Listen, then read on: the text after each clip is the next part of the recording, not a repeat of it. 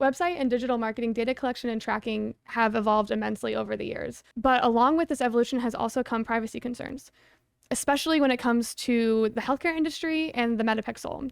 So today I have Hannah Sabo and Alex Surak from the digital marketing team at SilverTech to talk to us a little bit about where this all started. So Hannah, what is a pixel? A pixel essentially is a snippet of code that you can add to a website. Basically, that pixel is going to fire when you tell it to fire. An example, the metapixel typically is placed on all pages of a website to fire when, a page is viewed. It's going to fire. It'll also fire whenever we tell it to fire. Otherwise, if somebody is filling out a form, it's at the base level a code that's on a page that we tell when to fire, and it captures that information and sends it back over to whichever platform it's coming from. Can you give us a little more background on the metapixel issue in healthcare and the aftermath? Of course. So in June of 2022, a publication investigated metapixels, formerly known as Facebook's pixels, on the improper use of data collection in their pixel. And they were collecting people's private information and sensitive information such as logins, appointments made on the website. And people were concerned, but do we know for a fact that they were collecting this data? We don't know for a fact that they were collecting the data. Right now, again, the investigation was launched, but as you can imagine, there's a lot of legal ramifications around healthcare institutions because of this supposedly tracked data. So while we figure this out, it sounds like a lot of organizations in the healthcare space are taking some steps to avoid any legal ramifications. Absolutely, yeah. Maybe beyond this metapixel, is the issue that the data is being collected in general, or is it more that it's being shared and used for marketing purposes? Both, essentially. There is a lot of chatter around your personal data, and with these pixels, they might be taking your personal data. And within the healthcare realm, these healthcare industries have to follow HIPAA, and a lot of these pixels are taking this data, which violates HIPAA essentially. It's taking your personal health data. Your personal health data is a lot of different factors. It's your name, it's your email, it even drills even down to your IP address. And that's where the industry is having a really challenging time with dealing with the outcome of the metapixel issue. Okay, so it's not just the metapixel, it could be any tracking pixels. Correct. Do you have examples of other platforms that would use tracking pixels? Any platform that is using a pixel, whether it's Facebook with the metapixel or Google Ads using their Google tag, Google Analytics, Twitter, LinkedIn, any platform that has a pixel could essentially be taking your data. We don't know for sure what they're taking on the back end. Each different pixel has their own policy, but each individual healthcare agency has to take the responsibility for what is being placed on their website. So we don't know exactly what they're tracking, but we do know enough to know that there is sensitive information being collected, at least on some analytics platforms. Correct. Especially as HIPAA is continuously updating their policy and drilling it down so far to your username, your IP address. A lot of websites take your IP address. That's your base level of how you're trafficking on sites. So essentially, yes. So what does this look like for your average website user consumer? So within the healthcare space, there are so many different places that somebody can land on a website. They can log into their health portal. They can want to look for a doctor. One of those places that people may not think about is looking for a doctor. You're hitting a healthcare website, you want to look for a cardiologist. You're searching for a cardiologist. That back end of the website is, if there's a pixel placed, is potentially taking your IP, and it's also knowing that you're looking for a cardiologist. Whether that is actual valuable is up to whoever's taking that data, but in the eyes of the healthcare industry, that's your personal healthcare data. And if there's a pixel on that site, on that page, it could potentially be taking that data, which could be sensitive. Right. So how would you advise a healthcare institution or an otherwise concerned company, organization to continue to collect some data, but to avoid all of these issues? There are so many different options, and there is no one right answer for any healthcare organization. The biggest recommendation is to ensure that you're being as compliant as you can. You don't want to be against HIPAA. Nobody wants to be against HIPAA, and especially with their policies around tracking, you have to be compliant within those. You don't want to share your customer data.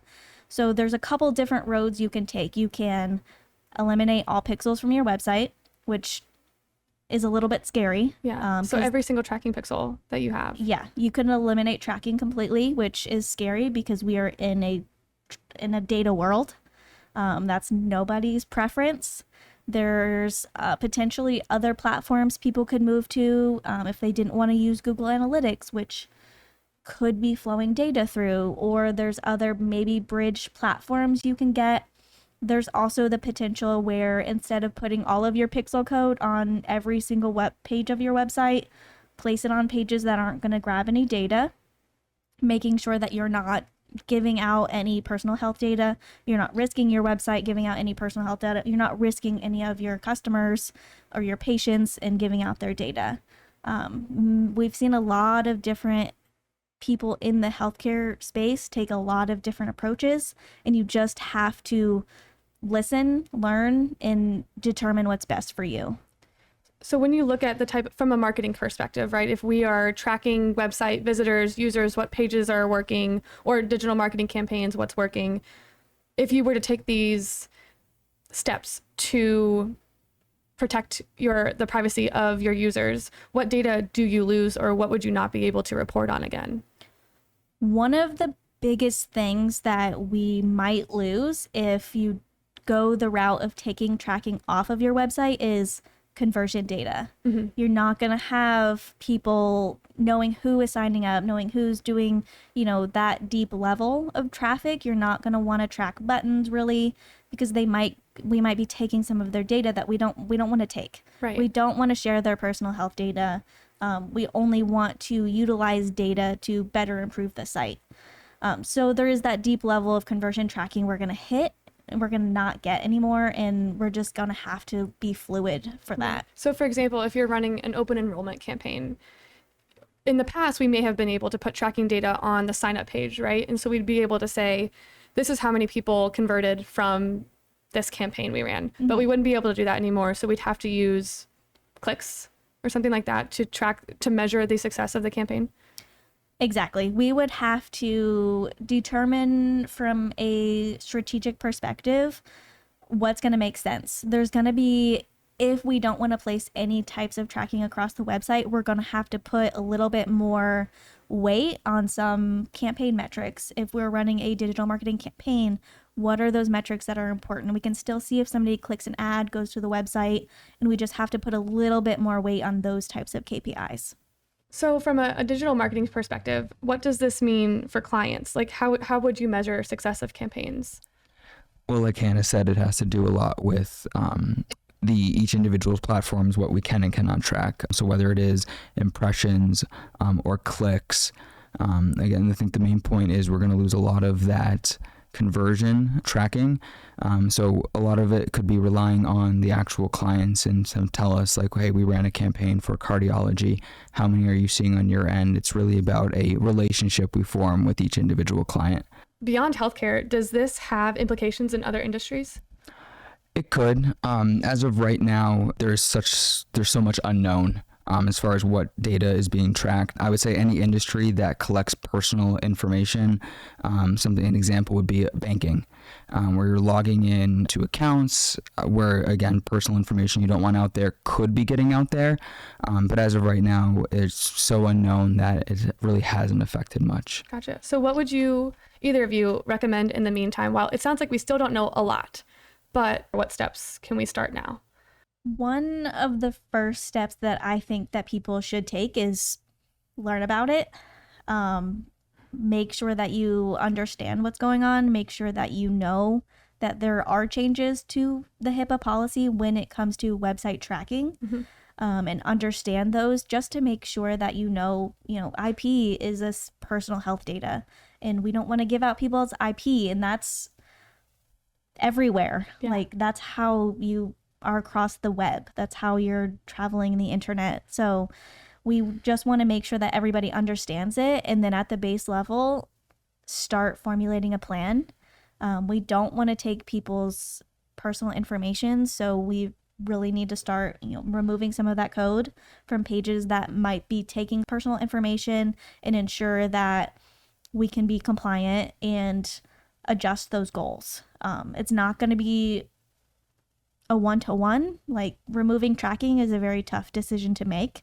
But unfortunately, the healthcare industry is a tough industry to be in. With it's always changing, whether it's, different channel policies or tracking. So you just have to be fluid within the industry and start making some changes and making sure that your website is compliant.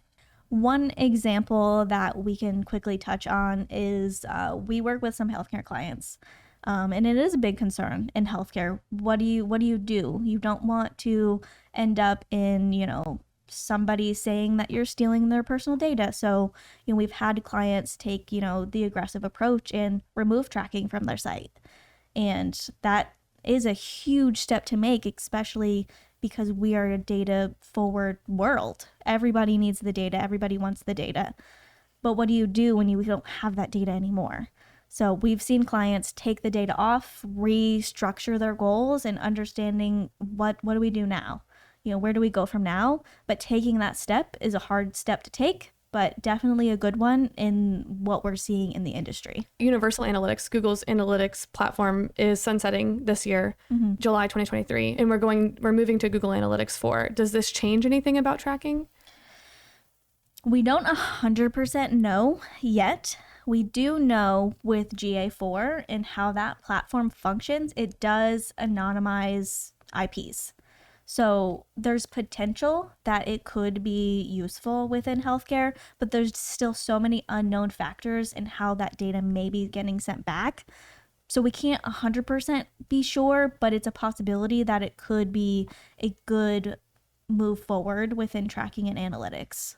And great, because Universal Analytics is stopping to collect data anyway, so you need to be switching to Google Analytics 4. Exactly. So really what's important to us at the end of this webinar is pointing out that data collection and privacy laws are going to be important moving forward, and that especially if you're in the healthcare industry, there's going to be steps that you need to take to make sure you're compliant. And if you're not, there are also steps you can take should you want to. So I just want to say thank you to Alex and Hannah for walking us through the metapixel and the aftermath and things you can do to protect privacy of your users.